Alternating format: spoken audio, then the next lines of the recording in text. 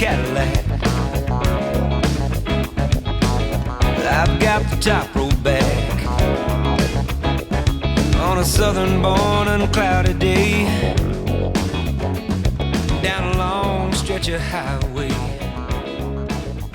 I know this day's gonna be my friend, long as I'm here, baby, in the flatlands, Mississippi flatlands. Welcome to the Only One Shot Golf Podcast. I'm Jim Gallagher Jr. Don't forget to subscribe to wherever you get your podcasts. And special thanks to Steve Azar for allowing us to use his music. And you can find Steve at steveazar.com. Don't forget to get your copy of Only One Shot. That's available on Amazon. Written by B.J. Trolio, the teaching professional at Old Waverly Golf Club. Well, folks, we've been waiting for this week. It's Masters Week. And I'm excited to say that I'm going to be doing a daily podcast, kind of a diary type form, kind of what happened during the day, maybe what we can look forward to tomorrow. And no better day than today, Tuesday, usually a lot of practice rounds, second day of practice rounds. I'm here this week for Live from the Masters with Golf Channel. Excited to be here. First time I get to do that. And it's kind of like being here for the first time as a player. I mean, there's nerves or excitement. And you walk into this beautiful place. It's kind of like the first day that I came to Augusta National and drove down Magnolia Lane, got my stuff together, went in the locker room, hit some balls, and I came out to the golf course, and I just looked out and I said, wow, it looks just like heaven. I hope. If heaven looks like this, then I want every part of that. So it's just a beautiful place. It's flawless, and the golf course was just really flawless as we walked in today, and in the new media center, and we have a set right behind the practice area, and just a really cool background. Walked in there, I got dressed, I got ready. We had traffic. There's so many people here because of a certain player named Tiger Woods, who was back out Monday. He came and played a practice round last week, and it was pretty remarkable watching the Tiger tracker as they were watching his plane. It was kind of like when we look for SEC coaches and that search for that, who's coming into town, who's not. But he played a practice round and came up last week, and we thought, well, maybe. And then he came out Monday, and they said the buzz. I wasn't here. I was covering the LPGA's first major out at Mission Hills, the Chevron, where Jennifer Kupcho won, and flew in late last night. And they said the buzz around here yesterday was phenomenal. And it was again this morning. It was kind of electric. We knew the weather was coming in, and we were going through our show. I think it was about 11 o'clock Eastern time. Sirens went off, and they evacuated everybody. And kind of sad because the guys were out there for a good 3 or 4 hours. They got some practice in. Some played 9 holes. And then Tiger did his press conference. And, the buzz and the main question was, are you going to play? And he says, I have every intention of trying to play. So that was great news. And, of course, everything exploded after that. But really cool news to hear him that. And his golf swing looked great. I came into the set at 7 o'clock thinking, I just don't know. We're going to have some rain, blah, blah, blah. And then I watched him swing, and his golf swing looks good. Got a different pair of shoes than he normally wears, a different brand because of his leg. And he's doing everything he can. And I know when we had Joe LaCava on the podcast several weeks ago, he said they were going down and working really hard at the Medalist, and he did. And it shows because the golf swing looks flawless.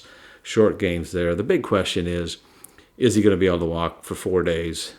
Competitive days, not just the 9-hole practice round Monday, Tuesday, Wednesday, although he didn't play 9 today because of the weather, but just wondering, can he finish and play all those holes, and what's it going to be like each day? There's going to be pain, swelling from the leg, but one thing is in this business, and if you follow Tiger Woods, you learn never underestimate him. The man is amazing what he can do, but a typical day here, normally, except for Tiger Woods making, as I would call, comeback 2, maybe comeback 3. So America loves a comeback. We're seeing that with Tiger, but that's the exciting news from Augusta National. But our day was pretty cool. We have a meeting early in the morning.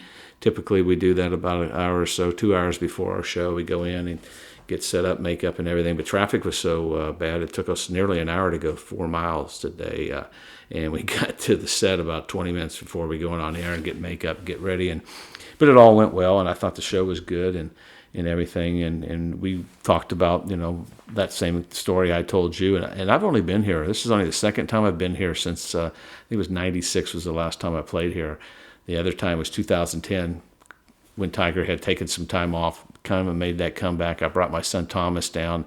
He was like 9th, 10th grade. We came in. Larry Mize was kind, gave us a ticket, and we walked around the golf course. And it was a Thursday. It was tournament day, and I got in on my PGA badge, and we walked around the golf course. We followed. After that, we watched every hole and watched a group play the entire hole, so he could experience that, and that's one of the things we did. And there's just, you felt like you could do and be here all day long and spend the whole day doing it. So I feel sorry for the patrons who didn't get to get that experience all afternoon today, because it's a special time. But we go through the show first. We have all the media, the guys go in the media room and different interviews. First guy up was Rory McIlroy, and it's just so much fun to listen to Rory McIlroy talk and how he answers the questions honestly, thoughtfully, and you learn something all the time from Rory. And I think, he's 32 years old.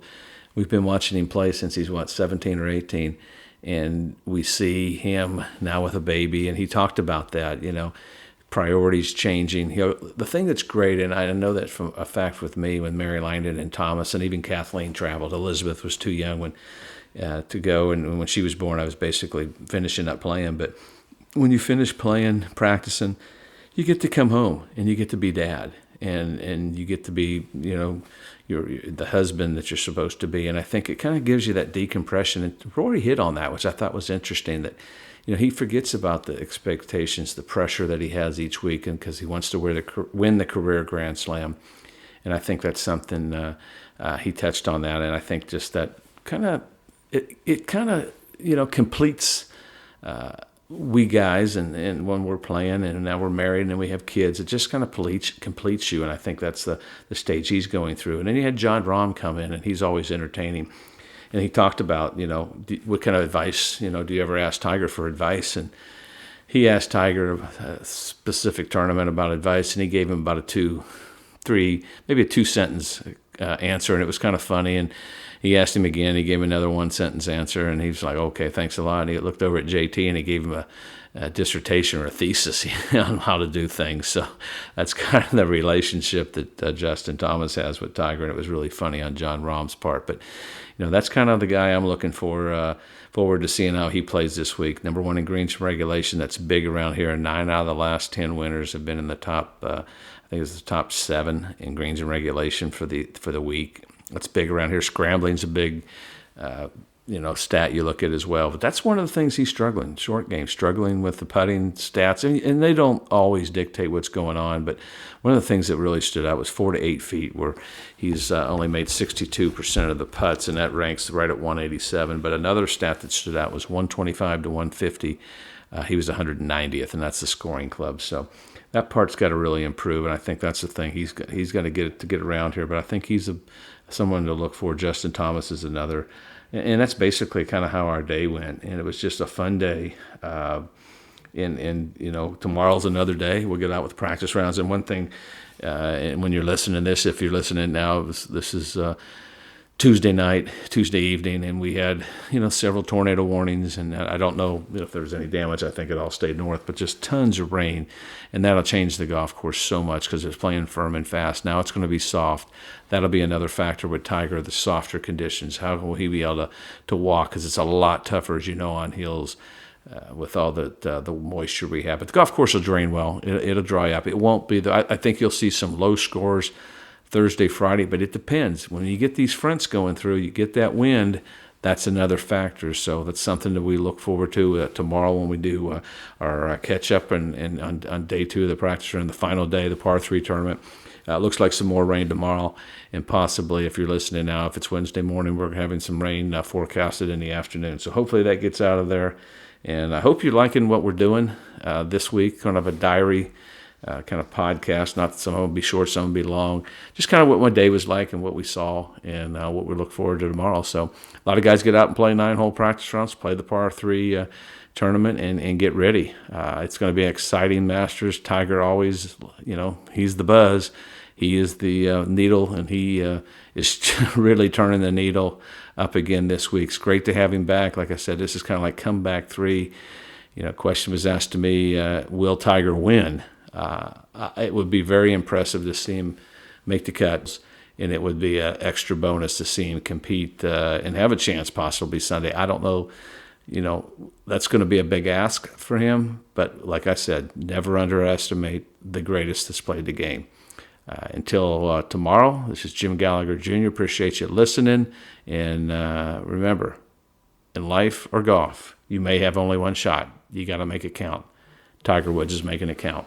All right, we'll talk to you tomorrow.